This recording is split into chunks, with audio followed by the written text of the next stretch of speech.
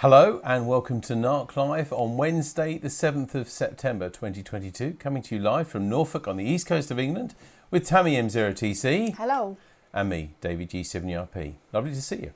On tonight's show, we hope Anthony K8ZT is here with an introduction to contesting. Can you help with identifying the antenna on this mask? And we find out what on earth this is. But first, some news for you.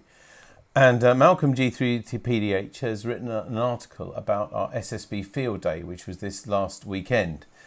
And he says that NARC entered SSB Field Day last weekend, having previously had to cancel CWFD due to the lack of available people over the Jubilee weekend earlier in the year. The station was set up at Great Ellingham and DCP premises as usual on Friday afternoon and operated in the contest over Saturday and Sunday. Fortunately, the weather was excellent throughout the weekend, making it an enjoyable event despite the reportedly encroaching storms. The station comprised a 100-foot trailer tower with a 4-element HF beam and dipoles for the LF bands. The equipment was an IC756 Pro 3 with expert linear amp, with computer logging on N1MM software. Some 1,034 contacts were made and currently represents the highest UK score entry to date. However, this will reduce, as with all log entries, due to duplications, incorrect calls, etc. after adjudication. But it was an excellent result, having been a last-minute decision to enter and with only minimal attendance. Thanks go to all those that helped to set up and took part and pack up, and in particular to Andy M0NKR and Chris G0DWV for provision of the 100-foot tower and equipment. Also special thanks to Steve M0RTI, a friend of Andy, who came up from London to assist us, and a big thank you also goes to us, I suppose Tammy and me, for our hospitality and use of the site, as well as assistance over the whole weekend. But thanks also, I must mention as well, Colin and Jim, who joined the operating team, and Laura, for a brilliant lemon drizzle cake as well. So it was really a good team thing. As Malcolm alluded to, really, it was a bit disappointing there weren't a few more than that, but nevertheless, it was really enjoyable. We did escape all the rain, and storms, even though we did get a bit worried at one point. When you've got 100 foot of metal up in the air, you do get a little bit worried, but we were very, very fortunate here, and we had a good time. And also a couple of people came to see us as well on the Saturday. So anyway, hopefully this might inspire you, those pictures might have inspired you to have a go another time. Now, excuse me, a short time ago I told you the very sad news that John Goldsmith, M6JAU, had sadly passed away. John, together with his friend Peter Williams, led the club's Bright Sparks programme for young people for many years, and he will be much missed. A celebration of life lunch was arranged by John's family in Bury St Edmunds last Thursday, and one of our Bright Sparks, Sam, came with me to represent the club with a small display of some of the projects that John inspired and which you can see on this memories table here, I think. Oh, this is pictures of John there, which you can see at some of the events. That was actually, I think, mainly a science day we did at the school. And this next picture shows you what was there, which was called a memories table and is often now at something like a wake or a celebration of life. You can just see in the back there the Koblenz plate, and to the left of that the certificate and a picture and a few other bits and pieces from our club, as well as lots of other things from other groups and organisations, from representing his other interests and many hobbies. It was nice to be able to bring that Koblenz plate, which was awarded to both John and posthumously and also to Peter Williams. And Peter's actually taken the plate as well and will proudly display that in his home until the next AGM. That's at the back there on the left, just below the flowers. Richard M6UES was also there together with his wife and son Jake, who was also a Bright Sparks in his day, because they were good family friends with John. And also lots of other people were there to celebrate John's life. I just thought you'd like to see that picture. Now, Donard M0KRK has sent us this picture from his brother, which shows a mask mast, sorry, near Felixkirk, near Thirsk. Now, do any members have any ideas what this is all for? This is what he's asked. It's sited on a farm and looks temporary. The satellite dishes seem to be focused below the horizon. And I can see that. I know it's not a bright picture, but you can just see that dish at the bottom is almost pointing downwards a little bit. And there's some strange antennas at the top. And they may be land links, not down links maybe. And the staggered crosspairs are new to Donard as well, he says at the top. So he hasn't got any clue, and nor is his brother. So if there's anybody who's really good at antennas in the club and knows what that might be, that's the only picture I've got, but I can certainly send it to you. It'd just be interesting, really, to see what that's all about. Thanks for that picture, Donard. And finally, for the club news, Paul G3VPT has sent us this. It's a bit of a frustrating tale. He says that our garden backs onto the school field, and at the start of the school holidays, I removed the ivy from the wire netting fence and the wire fell to bits. So he did a big DIY job to fix a new the fence and saved over £2,000. However, he says, I needn't have bothered as a new fence has just been installed. I now wish I'd left it as it was. Look at that. You can see the green fence in the back of the left, which I guess is what the school have put up, and then his wooden fence, which is lovely and neat and tidy in the front. That must be really frustrating. That is, yeah. Anyway, thank you very much for sending us that. So now, round to Tammy for Little People. Yep, Little People this week, we're going for a computer theme this week. There you go. Newfangled computer for you. Oh, well, that's like the old computers with the old monitors, CRT monitors that used to go back, cathode ray tubes. It's good, isn't it? Coffee computer. And what's the keyboard made of? I'm trying to see. A wafer. Oh, a wafer, of course. Because they're so ingenious in what they do with this. Yeah. Really good. And he's using a spoon for a mouse. It's probably about as good as a mouse, isn't it? Yeah, some of them. Especially in those early days. When their balls got clogged. Anyway, we better not go there. This is from miniature-calendar.com, who come up with a new picture every day. And he's sitting on a mug as well, I've just noticed as well. He is, perhaps he is a mug. And Tammy picked one for us, so thanks very much, Tammy. So what have you been doing? We've had pictures from Donald and Paul and from the SSP Field Day crew, but we'd love to get your pictures before the next NARC Live, which will be in 2 weeks, by the way. So let us know. You can email us to this address, radio@dcpmicro.com. We'd love to get your pictures and stories and everything else, whether radio related or not. Now, back to our competition, which we set just last week, last Wednesday, when we showed you this picture and said, what on earth is this? And we had quite a few entries, I guess. So firstly, I'll kick off with Richard G1KTN. He said it's a Lego brick separator. Sorry, I'm not on the right no, page. it's all right, Tammy. I know you've got other things you're looking at there. Do you want me to read the next one? Mark M7LLS said that it looks like a Lego brick removal tool. Tony M0TDK, I think that this week's mystery object is a piece of Lego, probably the steps from the Apollo lunar lander. Richard G0VCW says, hi there. Having a grandson into Lego, I'm pretty sure that this is a Lego brick separator. Bruce Ashdown, I think this week's what on earth is it is a Lego brick separator. I've seen them in the shops but never owned one. In my day we just used brute strength and fingernails. Yeah, quite right. Ben 2E0VFN says this week's tool is a Lego brick removal tool. And Simon M0SIH, the item shown on what on earth is this is a Lego brick separator. And yeah, but by all means, no, both of us say this. It's a special hello to you, Simon, actually, because we believe you're watching this in hospital. You sent me a note a few days ago to say that you'd unfortunately had to go in. But you said you'd hope to get and be able to watch this on an iPad that your wife was going to bring in. So thank you to Simon and hope you're getting on well, Simon. Well, anyway, let's reveal what on earth this object was. It was a Lego brick separator. It is, isn't it? And that's from Warwick Barnes. Yep. I'm trying to think of his call sign. M0. Something. Yes, I know. I'm trying to think of it. He did do his course with us, but haven't seen him for a long. WOM or something. Something like that. Anyway, I'm sorry, Warwick, I haven't got your call sign. I don't think it was on your email. And I meant to look it up. But anyway, thank you very much for that. It certainly foxed a few people anyway. And I'm with that chap who says he used to use your fingernails and everything else. Yeah. You can't show us one, can you, Tammy? I Being a Lego one. fan. I don't think I sound right tonight. I sound muffled in my ears. Well, you're the one who's monitoring it. I know, it's weird. I don't think I sound right, but never mind, Okay. sorry. Here you go. Here's one.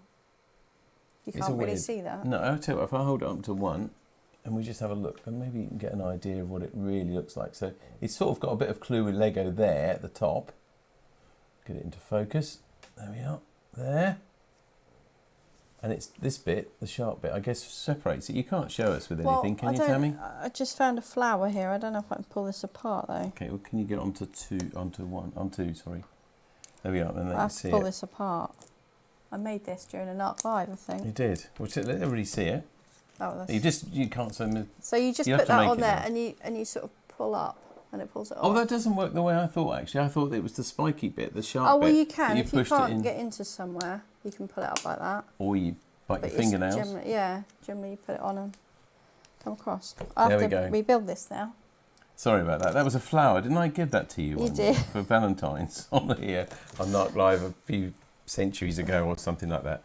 Anyway, thanks for all of those of you who entered and probably educated some of you that there is such a thing as a tool like that. I think they give it, don't they, with some of the big kits? Yeah, they do. Yeah. To help you with it, because I rushed home and got that to bring in. You can't show them the other thing, I suppose. You don't want to show the other thing that I brought. Well, as you brought it, you want me to show it. Well, we're not. But I must tell you this. This is honestly the truth. About this was only about 25 minutes ago, and Tammy, I said it would be nice to show this. So I rushed home and brought this brick separator tool, but also with it, I thought I better bring a Lego model to show, forgetting that she got this flower. So you should have seen her face when I brought over this, which is something that you made at Christmas, I think. Something like that. I think I made it when I had COVID, actually. Oh, did you? Well, okay, Easter then. My COVID project. Yeah, it was, and there we are. And do you know how I got that over here? How? Very carefully. It does open up and things. I'd be killed if anything happened. There's a hubble that goes inside. I'll just show everybody. I'm sure they're not. This isn't really a I've Lego just pulled program, it off the stand. It's now. Lego Live. Anyway, that's the sort of thing Tammy likes to make. But we're not going to use the separator to take that apart, are we? No. That took you a while. Anyway, that's it. That was last week's object anyway. All of that just to show you what the Lego brick separator is. So let's have a look at this week's competition anyway and ask you... Hang on, because I need to just make sure that's not going to fall off. I'm not allowed to touch the buttons, you see. What on earth is this?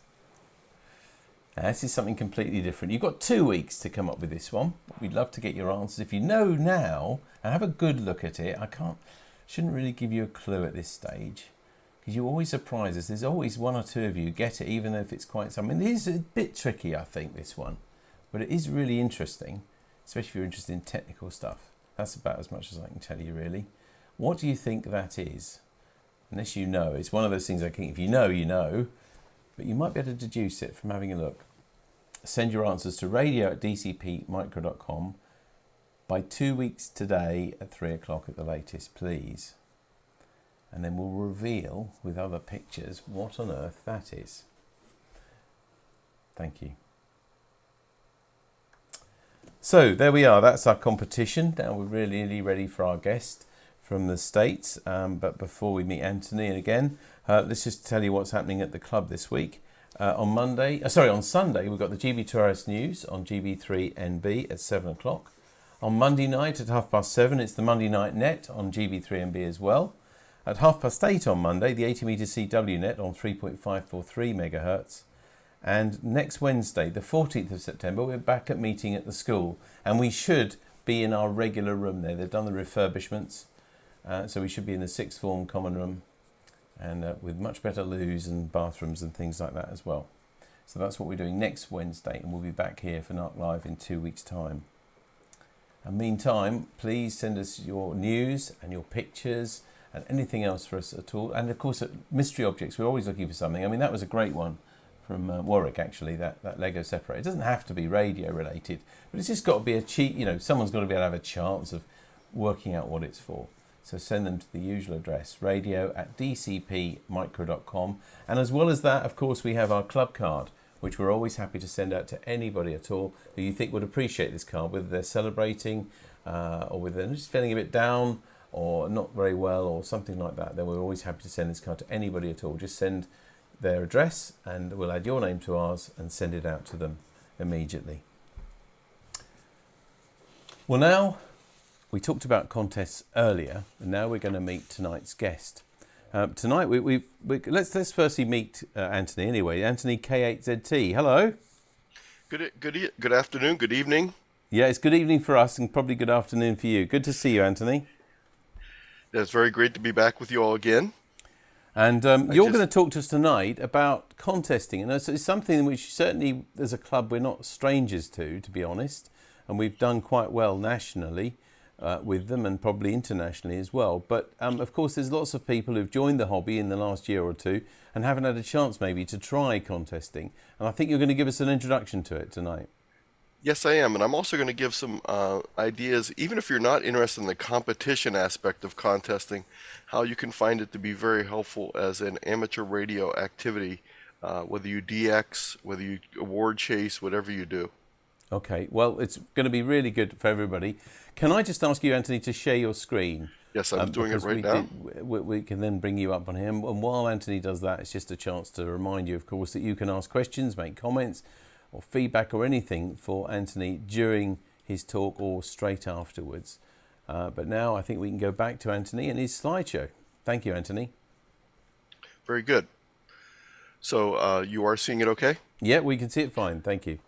Well, very good. Well, intro to amateur radio contesting, and the picture on the cover of the presentation is K3LR, which is a contest station about 50 miles to the east of me, and below there's his antenna farm. So the major contesting station close by, definitely not what my station looks like.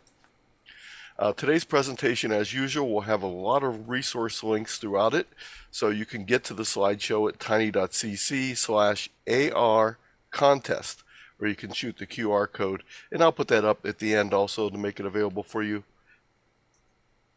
So what is amateur radio contesting? Contesting, is also known as radio sport, is a competitive activity pursued by amateur radio operators. Winning is typically based on the highest total score in a given time period.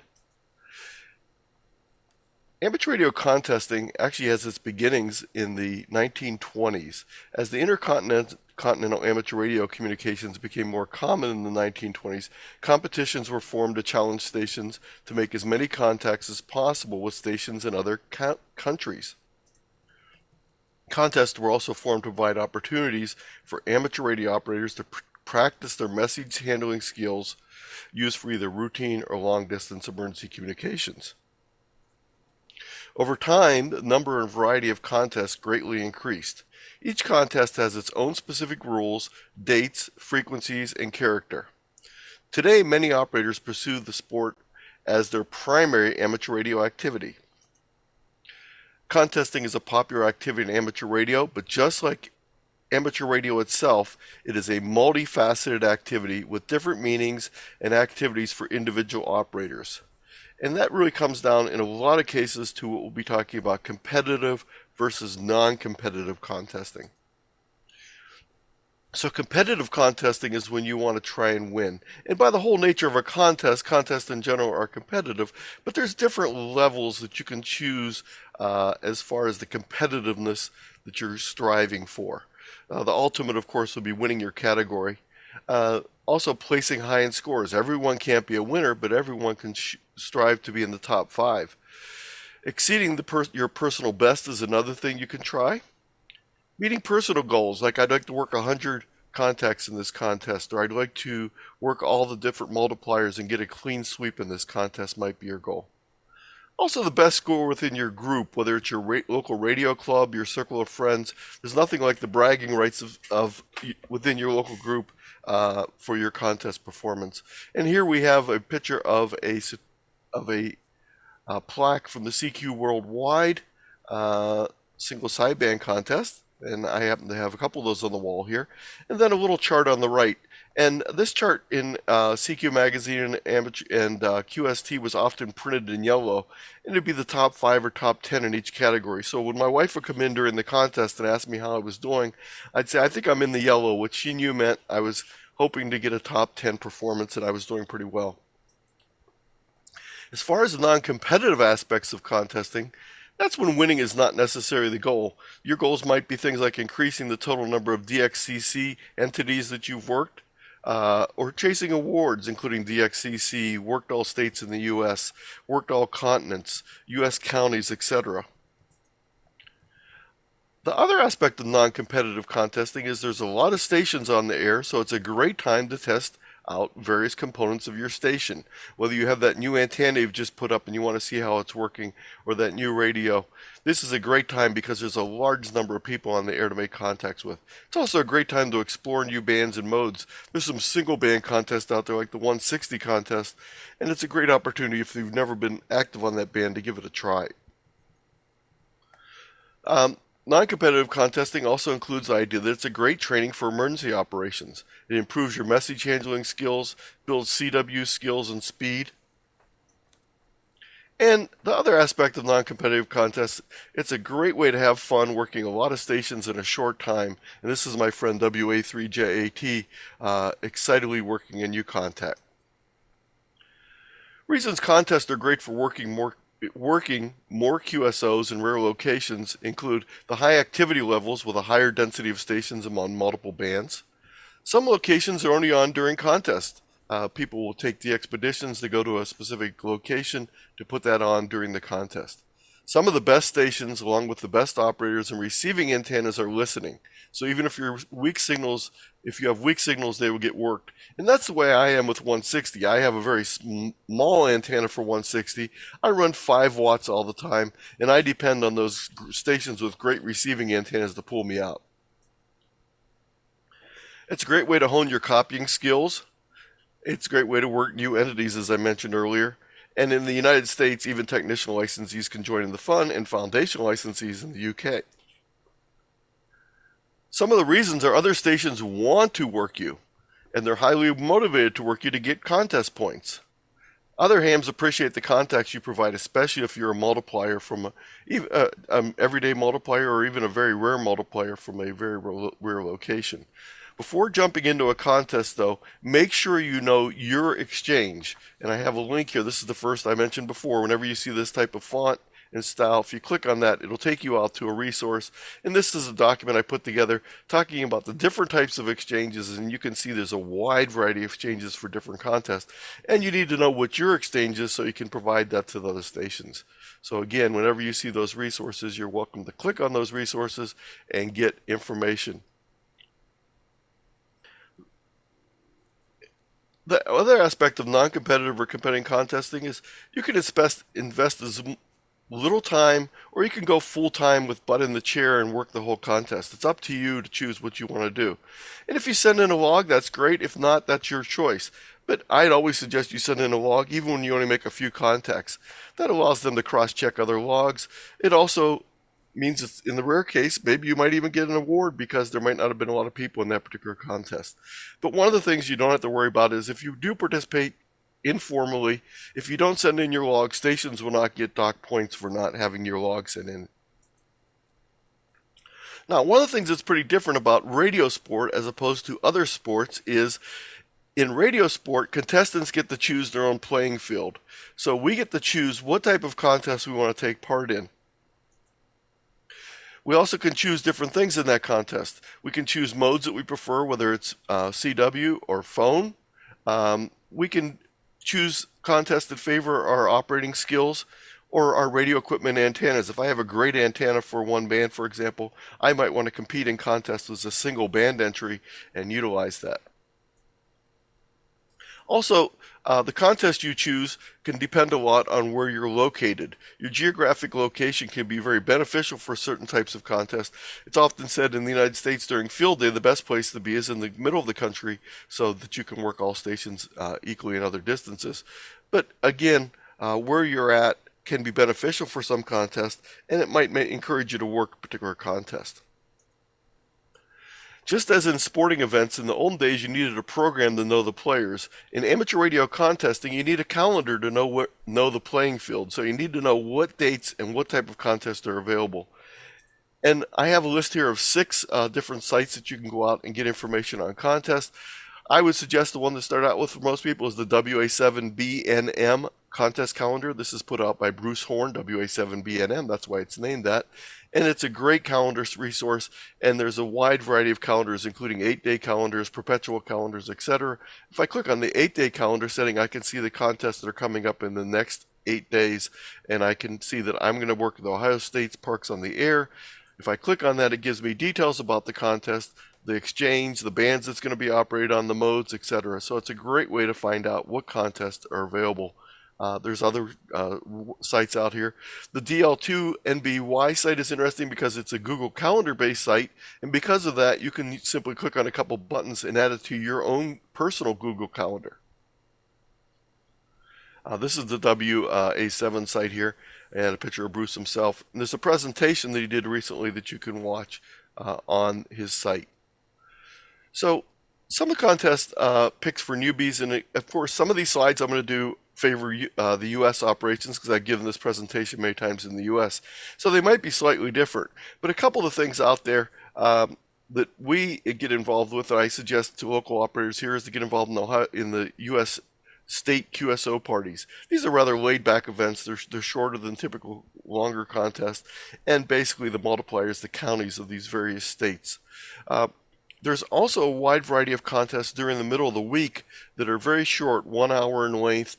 There's one called the Phone Fray for single sideband.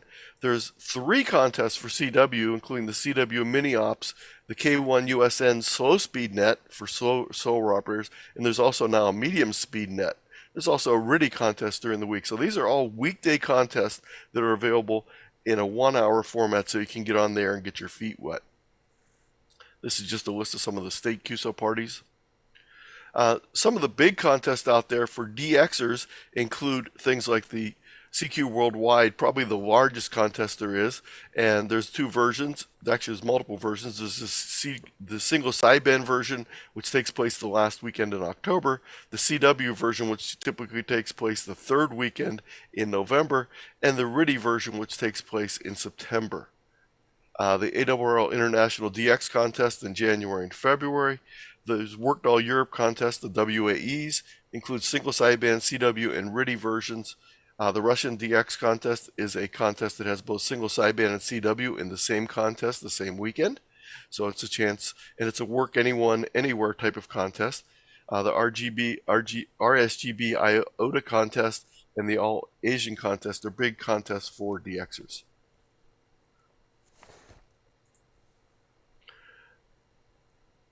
There's a presentation here from Bill, AJ8B, on chasing DX during a contest. If you're a DXer and you're just interested in getting in the contest to get some more DX, this is a great presentation. You can watch the video. Vhf Uhf contesting is popular in many areas. In many ways, it's very similar to HF contesting. Quick exchanges, the points per contact, and multipliers. The multipliers in a Vhf Uhf contest are typically grid squares, and I have a link here again on finding your grid square. There's a variety of modes used in VHF Uhf contesting, but the predominant mode is single sideband. But recently, FT8 and FT4 have been making a big dent in the VHF Uhf contesting, and CW, of course, is available in a number of these contests. There's a few differences in VHF Uhf contesting from HF. One of the biggest differences, quite often in VHF Uhf contest, the other station will ask you, do you have these other bands? And if you do, they'll ask you to QSY or change frequency or change band and move to another band. So you might work the same station 3 or 4 or 5 times on different bands in a very short period of time. Usually start off on the lower bands and then move to the higher frequency bands where pointing your antenna becomes much more critical. But this is a great way to get activity on these bands that are not used as much, the 1.2 gig and the 430 band. I know you don't have 220 there, but we do. You have the 4 meter band, which we do not have here, though. There's another type of activity that takes place in a lot of VHF Uhf contesting, and that's roving. Moving from one grid square to another during the contest is very feasible because of the distance involved and the small antennas that are being moved. so it makes it much more common in VHF UHF. Openings are often much shorter and variable, so you want to make contacts quickly when you can, and these are usually more friendly, laid-back contests than some of the HF contests. I have some links here for a variety of contests. The major VHF UHF contests in the US include the ARRL January, June, and September contest, and then the CQ Worldwide, which is a worldwide VHF UHF contest, takes place in July. I have a link here for the N2SLN contest calendar with information. And then there's also a beginner's guide to DXing and contesting on VHF and above from Carl, M0ICR. And you can click on that link to find the information from Carl. Let's talk about some myths about contesting. There's a number of myths out there that as a beginner you may hear people say and you think that are true, but they're not true. And let's just go through and debunk some of these myths. The first myth is it's all about the equipment. Some people say, well, if you don't have a great station, you can't do contesting. Another myth you may hear is my HF radio antenna is not new enough for contesting. Another myth you may hear is you need an amplifier to contest. And finally, in this list of myths, you need a tower or beam antenna to contest. So let's go through those individually. The first myth is even a simple or older radio can still make contacts and can be very useful in a contest. It's not the equipment, it's how you use the equipment. Read the manuals and watch videos so you know how to use your equipment. If I were going to choose between the likelihood of success in a contest with someone with a brand new radio, or someone that they don't know very well, or someone with an older radio that they know how to operate very well, I'd put my bet on the latter. But knowing how to use your equipment can be very helpful in the process.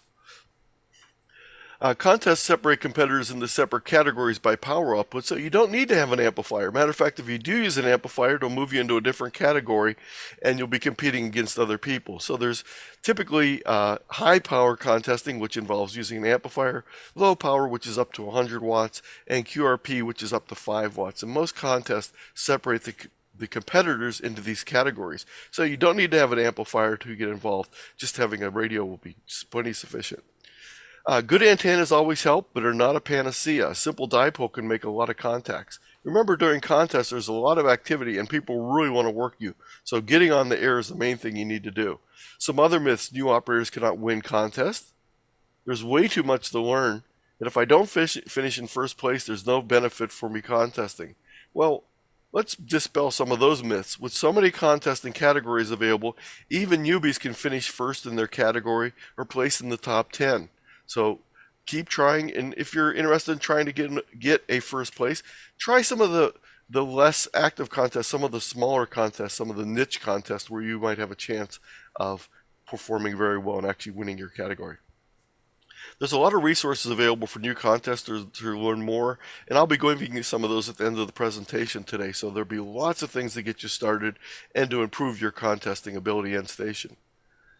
And many operators enter contests to pursue awards, improve operating skills, and just have fun. They're not interested in whether they win or not. So let's talk about some of the things you need to start contesting.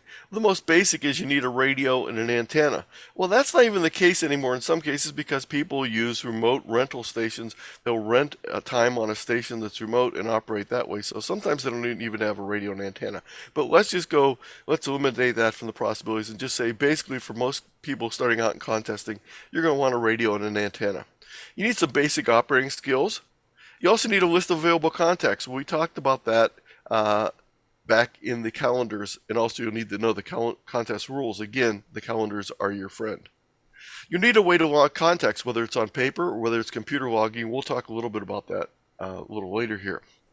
Although paper logs are still acceptable for some contests, contest logging software is the preferred method, and some contests do not accept paper entries. That doesn't mean you can't log on paper if you're not going to send an entry in, but it does mean if you are going to send an entry in, you might either need to transcribe that later or do a computer log to begin with so you can send in your log. Before you start a contest, make sure you read the rules for each specific contest because different contests have different rules. Just knowing the rules for one contest will not necessarily be the same for another contest. Make sure you're aware of the date and time, the bands and suggested frequencies. especially with contests that are not real big, quite often they'll suggest frequency areas to check first, the areas where there might be more chance of getting contacts. You need to know who you can work. For example, if it's a contest that allows anyone anywhere to work them, then you don't have to worry. But for example, if it's a state QSO party and you are not in that state, then you can work as an out-of-state contact. Some contests, though, require you to be in a specific location. So if it's a contest that requires you to be in Europe, I can't enter that contest because, of course, I'm not in Europe. So it depends. So check the rules to make sure whether you're able to work someone else in the contest. For example, in the the CQ Worldwide contest, you can only work DX stations, so you can't work stations in your country for points in the contest. So be aware of that. Don't bother calling them because they won't want to answer you necessarily. It's very critical that you know your exchange. Even if you're only going to make one contact, make sure you know the exchange so you can quickly and easily give it to the other station and not tie them up. Have your station ready. Both your radios and antennas and your logging software or paper log sheets ready to go at the beginning of the contest. Paper logs were the norm before the advent of computers, but contesters were actually one of the biggest forces in spurring the development of software for logging. Contesters are all about speed and accuracy, and computer logs were just so much faster and easier to do.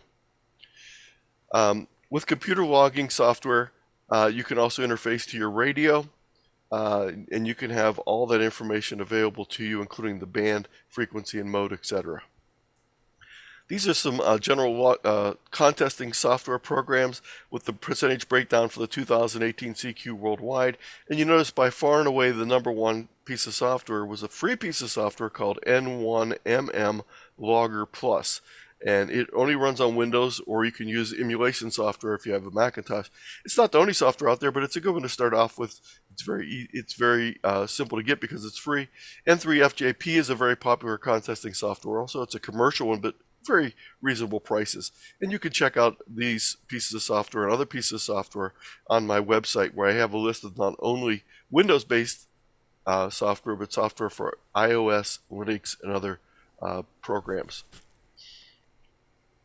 I have a whole presentation on contest logging software, and you can click on this link, tiny.cc/logsw, for a whole piece of information on both contest logging and general logging software. Let's talk about getting started in the contest. Once you're all ready to go, there's two main ways to make a contact in a contest. The first one is calling CQ. This is also known as running. It's when you're calling CQ and then working all the stations to come back to you. The second method is answering CQs of the stations that are running. And this is often referred to as search and pounce or hunt and pounce. And quite often you contesters tend to gravitate towards the search and pounce method of making contacts because it's less stress and quite a bit easier for the newcomer to get used to than calling CQ and having a dozen stations come back to you at the same time. But either way, you can make contacts. If you really eventually want to move your numbers up, you're going to have to start being able to run at some point in time to increase the numbers, because you will make the most contacts that way. But there's nothing wrong with searching and pouncing.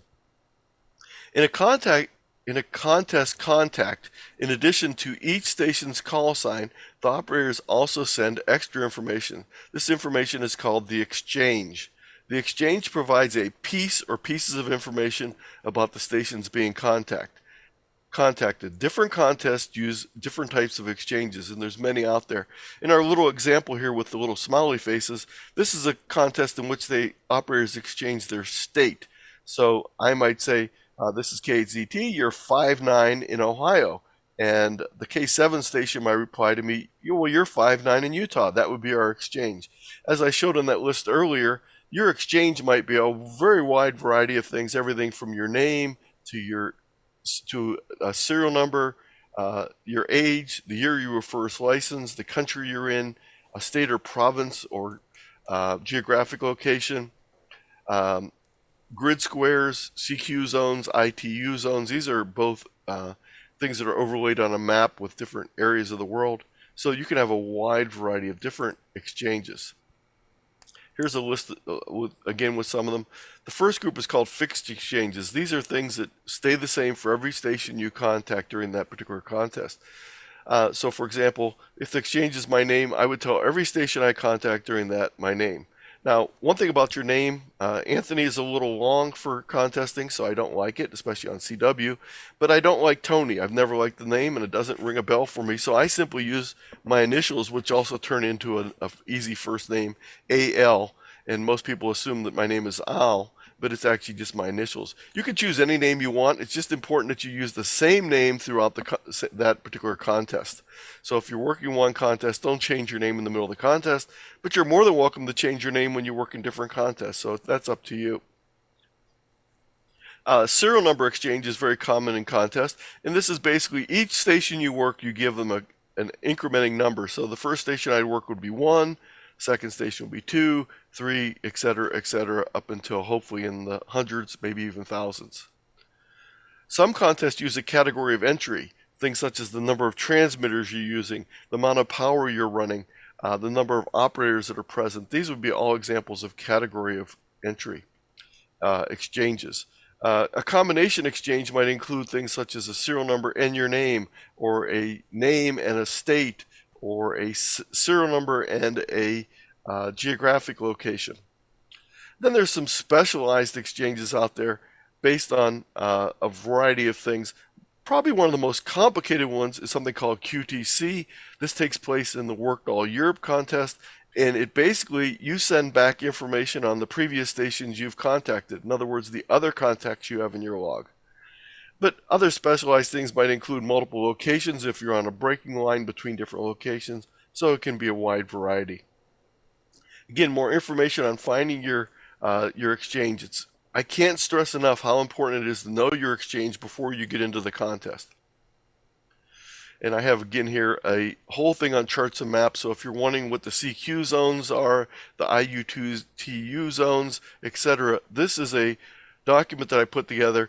These are things you can print out and have in your shack, or you can just keep them on your screen. It's PDFs and other resources from around the web with a variety of things. So for example, here's a map of the DXCC prefixes, here's a grid map of Europe, here's a section map of the United States, a province map with the different call signs for the different provinces of Canada, etc. So that's available. Also a map to draw an application to draw an azimuthal map so you can get rotator bearings. So a wide variety of charts and maps here available for you on that link. Let's do a couple simple contest contact examples. So in our first example here, we're going to do a phone contest. Station A calls CQ contest. This is Kilo 3 Lima Radio. Note the fact that they're using phonetics. I might respond Kilo 8 Zulu Tango. The station would respond K8ZT, you're 599, name is Tim, and I'm in Pennsylvania. And I would respond 599 Al, Ohio. And then the other station would give me some sort of acknowledgement that he got my information, a thank you, or a 73 or something along those lines. In this case, he says thank you, and then he says QRZ. In other words, he's calling the next station already. In the example of the CW contact, we're going to keep it as short as possible and convenient for CW. So he's sending CQ test. I respond with my call sign. He sends my call sign to acknowledge who he's talking to. He sends the report 5NN. Notice he's using cut numbers instead of sending the full N here. He's sending the full 9. He's sending the N digit for a 9. We'll talk a little bit more about cut numbers a little later. His name, his state. I respond with 599 AL Ohio. He gives me a TU, QRZ, his call sign. So these are two examples of typical exchanges on both a phone and CW contest. Before you make your first transmission in a contest, in addition to knowing your exchange, which I've said many, many times already, make sure that you're within the frequency and mode limits of your license. Make sure you're not off the edge of the band. Just because someone's calling CQ there doesn't mean that you're able to respond to them. So make sure that, first of all, you're in the right place. Make sure you can copy the other station's call sign. Nothing's worse than coming back to a station that's calling CQ in a contest and then asking them for their call sign. Listen and find out their call sign before you reply to them. And make sure you're also on the frequency where they're listening. So when you transmit, you want to make sure you're transmitting on their frequency. They might be operating split, or they might just be simply working a little bit off, either above or below their frequency. Listen to how other stations are responding, and then mimic those stations. There's some things that each station, both the calling station and the answering station, typically do in a contest. Typically, the calling station should give their call sign frequently enough that stations are not waiting to find out who's there calling CQ. They need to give the complete call sign of the station they're replying to, in other words, who they're answering. Or they might ask for a repeat. They might say something like, the K8 station, go ahead again, please. And don't respond unless you're the K8 station. They need to give the exchange. And then they acknowledge the fact that they received the other station's exchange, or if they did not receive it, ask for a repeat. And then they would log the contact in their log.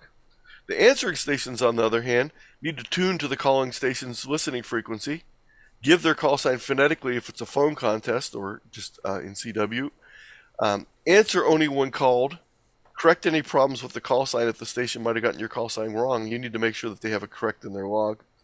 And you need to know and give the exchange and then log the contact. So this is what typically takes place behind the scenes for both calling stations and answering stations.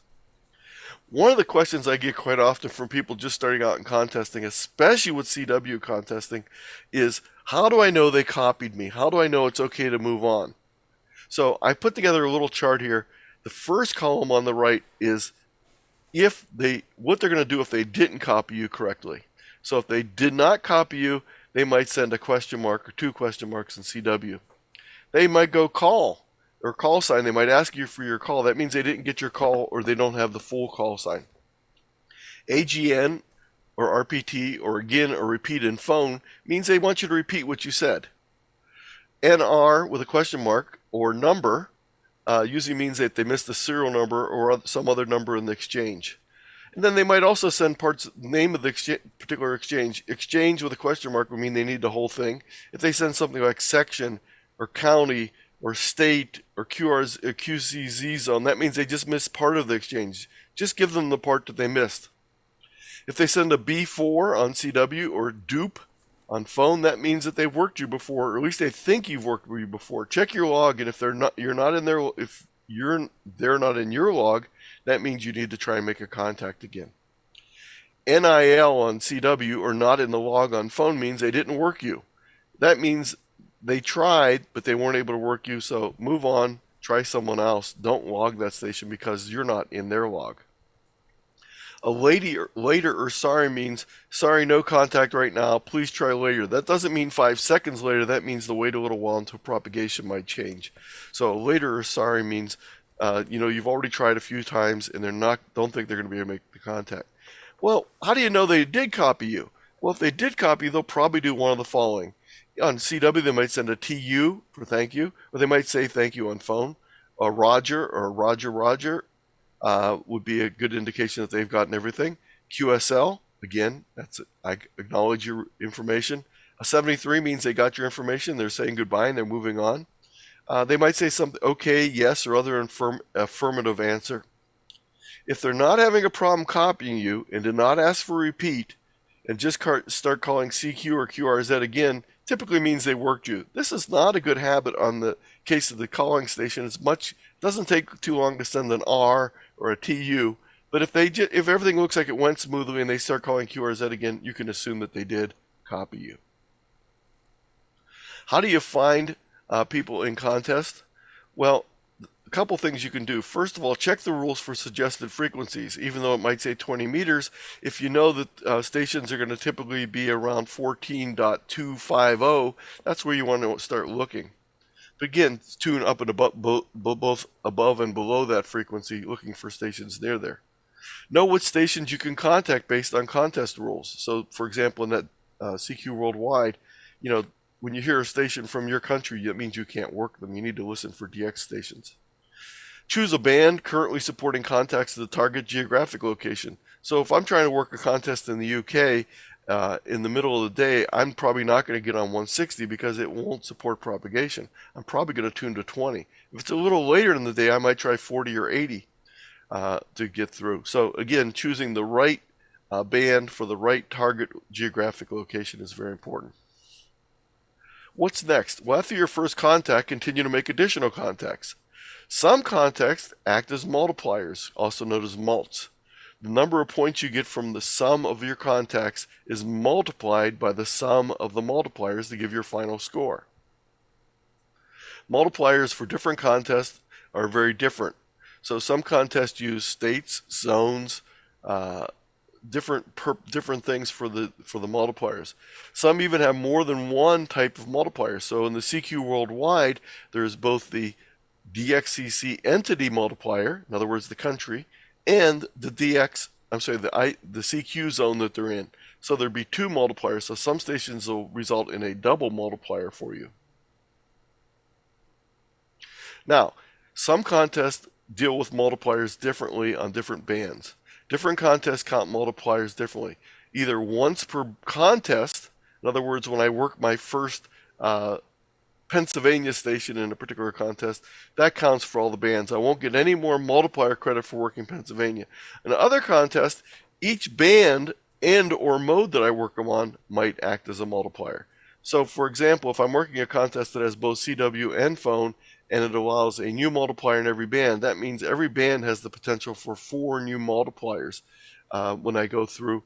It has the possibility of 2 new multipliers based on the modes. So again, know the rules for the contest.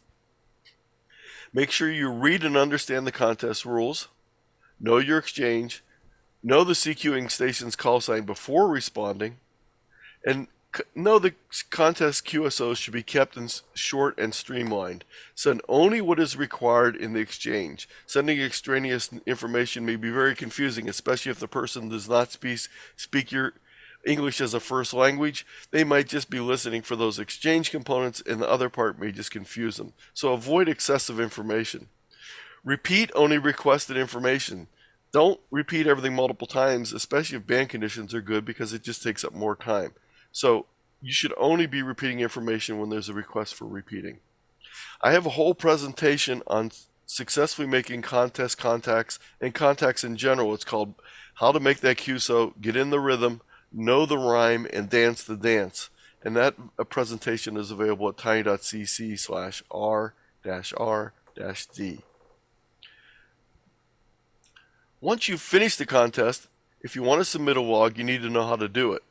Contests today either require or greatly prefer electronic submission of logs. Most are submitted by an outline file uploader or via an online attachment. So you would be able to upload your log. You need to make sure you're uploading the right type of file though. So for details and deadlines on each contest rules, it'll tell you what type of file they want and when the deadline is for submitting it. The most common required format is called Cabrillo. And Cabrillo was designed for contesters. It's a type of log that gives all the information that the checking stations, in other words, the contest sponsors, need. Almost every piece of amateur radio logging software for contests will be able to generate the Cabrillo file for you. So as long as you're using a contest logging software, this is very easy to produce. If your software doesn't generate a Cabrillo file for the specific contest, some contest sites have a tool to create it. And remember, the Cabrillo format is different for each different contest, so you need to make sure that you're creating the Cabrillo format for that particular contest. The Cabrillo web form site can help you create the file if you're having trouble creating it. I have a routine that I've sort of set up for myself, and these aren't things that are required, but this is just my suggestion. The first thing I do after the contest is I generate my Cabrillo file. This is the file that ends in .log if you're seeing the extension of the file, and I submit it to the contest sponsor. Whether I upload it from their website or email it to them, I get it off to them. The other thing I do is I export what's called an ADIF file. This is an amateur radio data information exchange file. This file allows me to upload my contesting software files into my general logging software. So I always export from my contest logging software the ADIF file for that particular contest, then I import it into my general logging software so that I have all my contests and all my contest contacts and all my general contacts all in the same log. I also like to upload my information to 3830. I'll talk more about that in a few minutes. I also upload my log to for QSLing to both Logbook of the World and EQSL. These are both free services to do, and it allows anyone that works me to get a confirmation QSL for my information. I upload my 8AF file to Clublog to allow people to request online QSLs. And then I make sure I back up all my logging software files to an online storage, either Google Drive, OneDrive, etc. Don't keep them just on your local computer. If your hard drive crashes, you could lose all your files. And this is just more information on uploading to Logbook of the World and EQSL.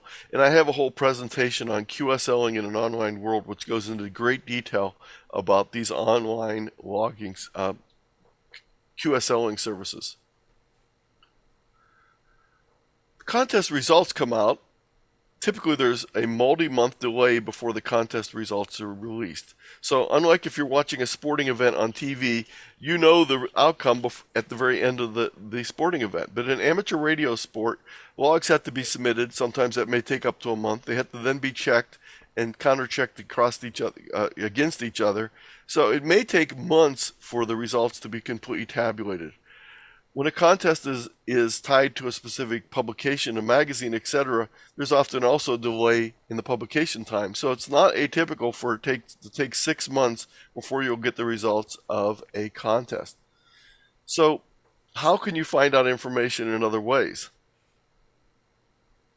Well, one of the things you can do is during the contest, you can participate in real-time contest score websites, such as cqcontest.net, Contest Online Scoreboard.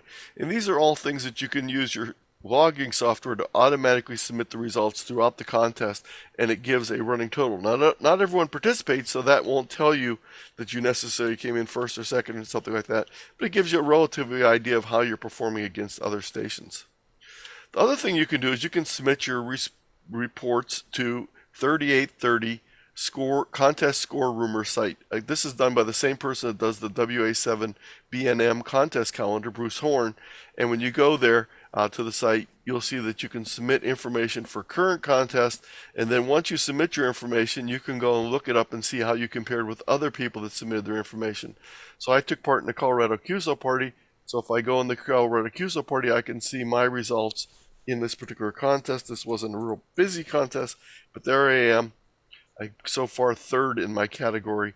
Now this may not be everyone, because this is again something that people do voluntarily, but it just gives me an idea what's going on. In the bigger contest, of course, there's a lot more submissions. This is a whole slideshow on using 3830 and how it works that I put together, tiny.cc/3830.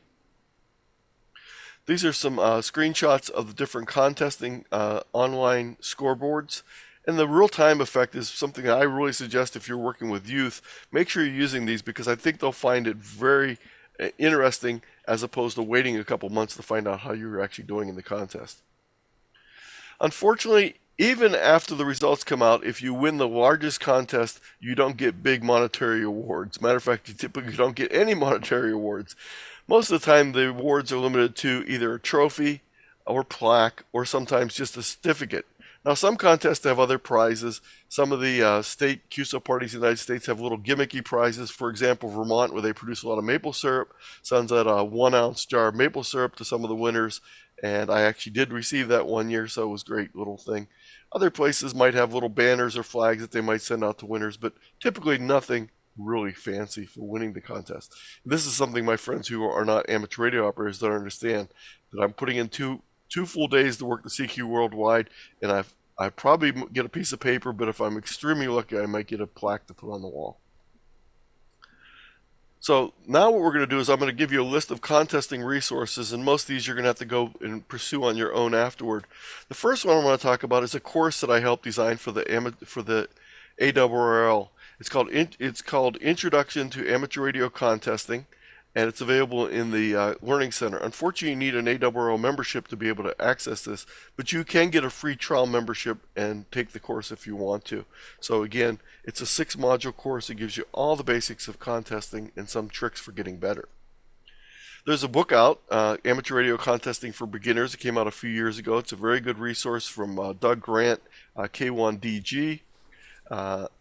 I strongly suggest the book. It's a very good one. There's also some mailing lists you can sign up for. These are online email lists that you'll get discussion groups going on. There's also a Facebook group on contesting and DX. You can follow any of these links to get more information on that. I pulled together one page of some resources up from the UK for this presentation today. The RSGB has an HF contest guide, and to quote them, this guide gives the essential details of all RSBG HF contests and a selection of the most popular international competitions. If you're new to contesting, the Beginner's Guide to HF Contesting contains everything you need to know to get started. So I would strongly suggest you take a look at this. This is the link that takes you out to it, and it has information on the various contests and on contesting in general. There's also an RSBG guide to HF contesting, another guide out there. G4UCJ has a contesting website with a lot of resources on it. And you can go click on that, and there's a lot of information on different contests during the year. M0JCQ has amateur radio contesting, why the love-hate relationship, a very interesting resource that you can go take a look at. Here's some other resources. A number of these are YouTube videos, ND3N on contesting. Dave Kassler has a good video on must I submit a contest log if I make contacts. The answer, by the way, the cheat is no, you do not need to, but you can. And Chasing DX during a contest is one of the presentations. There is a invaluable resource. If you ever get a chance to go to the Dayton Hamvention, on the Thursday before the Hamvention, they have something called Contest University. They've also been expanding this over the years and doing it at some other major hamfests around the world. So it may be one coming to your area. But the nice thing is, if you go out to their website, you can go back and view all the files of recordings from previous years of the Contest University. So you can go back and look at 2022, 2021, 2020, all the way back to 2012, where you can read the books. There's no recordings of these, but you can read the books. So all this information has been made available to anyone. So if you're interested in improving your contesting skills, I really can't stress enough, if you get a chance to attend the Contest University, do it. But if you don't get a chance, make sure you go through the videos and watch the videos. It's a great resource that's available to the contesting community. If you're really get interested in contesting, consider joining a contesting club. That doesn't mean you have to drop out of your local club. This is something you would do in addition to your local amateur radio club. And I have a list here of contesting clubs around the world that you can go out to and go to any of these sites and find out about it. I'm a member of two of these groups. I'm a member of the North Coast Contesters, and I'm also a member of the Mad River Radio Contesters. One tends to have a focus on international contests. The other one has a focus on domestic contests. So both of them overlap a little bit, but they do have a variety of things for me. I also have a webpage, K8ZT.com. If you go there and click on the contesting page, you'll find a number of resources available there.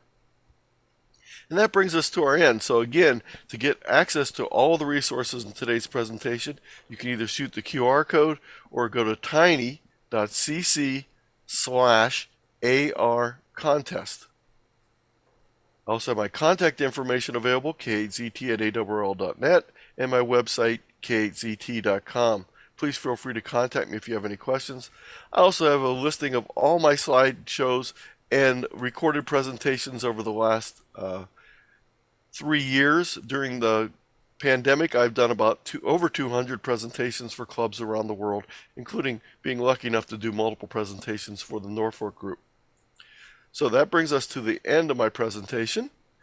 I will go ahead and stop my screen sharing here in a second and come back to you. Okay, Anthony, thank you very much indeed. A whistle-stop tour of contesting. As I said to you, I know you don't know us, at least I don't think you know many of us personally, but this club, we're very proud to be quite an active contesting club, as well as lots of other interests, of course, as well. And we tend to do fairly well on the RSGB CC contests, as they're called, Club Championship contests, which run every year. And I think those people need no converting or whatever, but hopefully you've inspired other people as well. If you're watching this now at home, we'd encourage you to ask any questions that you've got for Anthony, might be able to help with, or make any comments or anything. I mean, I'm going to ask you a question to start with, Anthony. You know, there are there are people who just don't get it, really, to be honest. And I know this for a fact because a lot of our club members, they just don't really see the point because they can't enter into any conversation or anything with people, and they want to do that. They've joined the hobby partly to communicate and talk to people. What do you say to those people? Why should you take up contesting? Well, the thing I tell them is the fact that contesting has so many different things you can do. Just testing out your equipment. Even if you're not that interested in making the context for competitive reasons. And then the other thing is, when you listen to contesters on the air, they're very brief and it sounds very impersonal. But when you listen to them during a non-contest period, so for example, if you ever get an opportunity to attend a contest event like Contest University, they get plenty of talking in. So it's not like they don't know each other. It's not like they don't really communicate. You got to remember, this is their weekend contesting mode, but they have the whole other side of amateur radio. So not all contesters are just, 5-9, 9, I'm done, I'm gone, I move on. So it's part of their whole thing, and that's definitely the case for me. I actually started in contesting because I'm a DXer and I wanted to work more countries. So my goal when I started working the CQ Worldwide back in the early 2000s, late 1990s, was not by any means to contest. That was just the time in which I did it, and my goal was to get new countries. Now, unfortunately or fortunately, as my DXCC totals have increased, it's very seldom that I would ever get a new country during a contest, but I might get a new band mode combination country new during a contest. But there's just so many things to do during the contesting period of time. And for newcomers, it's a great time when you're going to get a response to your CQ, and you're going to get a response when you come back to other people that you might not get under normal circumstances. You might not have a great signal, you might have a marginal antenna, or not be the fastest person in the world at CW, but during that contest, that other station has a great incentive to work you because you are points for them. So that's another reason to get on during contesting, even if you're not interested in contesting. So you don't have to be competitive to take advantage of contesting, but if you are the competitive type, it's probably the best way to do competition in amateur radio. Okay, thank you. Now, when you do contesting, it was like this weekend we've just had here, we've had a thing called SSB Field Day, which is RSGB organised, but there were other contests on at the same time. In fact, there was one, a European one, I think, which is exactly the same time. How important is it to make sure that we're only using part of the band? Because again, the comments I hear from some people who aren't particularly into it, and they resent slightly that the bands can be completely filled with this, but there are areas they shouldn't use. How certain can you be, and what's the best way of making sure that you don't stray into the wrong bands, parts of the band? The first thing is always check on the suggested frequencies for especially smaller contests. Now, inevitably during the CQ Worldwide, it's going to fill most of the band up, so there's not a way around that. But another thing is, some countries have limitations on what parts of the band can be used for various modes. So you want to follow those general band plans also when you're doing it. That's helpful. And then another thing is we've pretty much as a community agreed not to do much contesting or any contesting on the so-called worked and post-work bands. So 18, 12, 60, 30. Those bands are available without any contesting going on. So if you're a non-contester and you don't like the fact that the band is really busy this weekend, try out on a new band. Go to one of the work bands and give it a try. Instead of complaining about how busy the band is, try a new band that you haven't got a chance to try. But again, when you're contesting, it's very important to, as it is anytime you're making a call, is to listen before you transmit. Make sure you're not stepping on someone else. Even if it's a contest, that doesn't give you a right to disrupt an ongoing QSO. Thank you. Okay. What's your favourite contest that you've been involved in? What's your favourite mode as well? My favorite contest is probably the CQ Worldwide, partly because I got involved in it first to get up my DXCC total, so that's always been a favorite. It falls at a time of year when the conditions are usually very good. I do both the phone and CW versions of them, and they're very different. I find the phone contest requires a different attitude, mindset than the CW, and vice versa. A a lot of contest. There's a lot of contesters that are out there who just do CW contests. They find single sideband contesting slower, more cumbersome, more difficult. But then there's also other people who only like single sideband, possibly because they're not really good CW operators. I do both because I want to increase my chances. I tend to do more search and pounce in CW because I'm not a great person at decoding 5 simultaneous CW contacts coming towards me, as I am at picking out one, doing searching and pouncing and doing that. So my style of contesting actually varies considerably when I'm doing CQ. When I'm doing CWs or doing phone contests. I tend to do more hunting and pouncing in CW contests. So different things like that. Some of my other favorites, I really enjoy the Scandinavian activity contest. There's both the phone and CW version of those. Unfortunately, they're not being held this year because of the situation in Eastern Europe. But those have always been sort of my favorites too. I like them because you're trying to pick out a very specific group of countries. So you're trying to work a small group of countries, so propagation plays a big part in that. There's only certain times of the day when propagation is going to be open to those Scandinavian countries from the U.S., so I enjoy those. I enjoy the Stay QSO parties also because they are sort of just a little bit more laid back. But I do participate in a wide variety of contests. I'm not, as far as exchanges go, I'm not crazy about serial number exchanges, so I tend to dislike those contests a little bit, even though I just mentioned the Scandinavian activity contest, which is a serial number contest, but it just depends. I really enjoy working the 160 contest because, as I said, I have a very, very meager 160 station, but during the contest there's some fabulous stations on that can receive my signal, so I really depend a lot on my 160 activity during contest. Okay, thanks, Anthony. Got a question from Roger G3LDI now. Do you enter a contest as a small pistol, sorting out how you can win a section or similar for an award? Yes, I do. That's very much the way I operate. As I said earlier, I'm a QRP operator, and I'm quite often looking to be able to get either a first place in a specific category. So in one case, to give you an example, we were having friends visiting from out of state over Thanksgiving, and that's when the CQ Worldwide takes place. And of course, they didn't realize that they were interrupting one of my 2 biggest weekends of the year. So I knew I wouldn't be able to work during the day because these friends were in from out of town. So what I did is I chose to work a single band, 80 meters. And 80 meters was not going to be open during the day, so I had plenty of time to spend with them during the day. When everyone went to bed, I got on the air on 80 meters and had a great time. And it actually surprised me with my low power signal how many stations I was able to work worldwide on 80. I never really concentrated that much time during the contest on 80 because it wouldn't be beneficial if I'm doing an all band entry. Limiting yourself to a single band entry or a specific entry sometimes can be a lot of fun and let you explore new aspects of contesting. Yeah, sure. And actually, as a PS, Roger asks, do you operate RTTY too? I do operate RTTY. I also operate FT8. I have done a few PSK contests, but very few and far between. I'm a firm believer in if you can work as many bands and as many modes as possible, your chances of making contacts are always better. Makes sense. All right. Well, Anthony, thank you very much for sharing both an introduction to contesting, which I know had a lot of obviously things from the States, but a lot of that translates over here as well, since many of these contests are international anyway.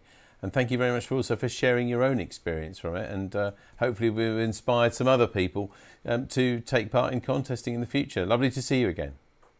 Okay, and I'll be expecting a contest contact in the CQ Worldwide from everyone that I talked to today.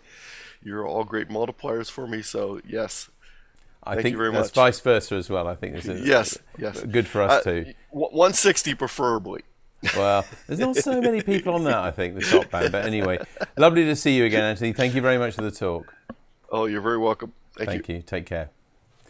There we are. That's Anthony K8ZT, or ZT, I should say, really.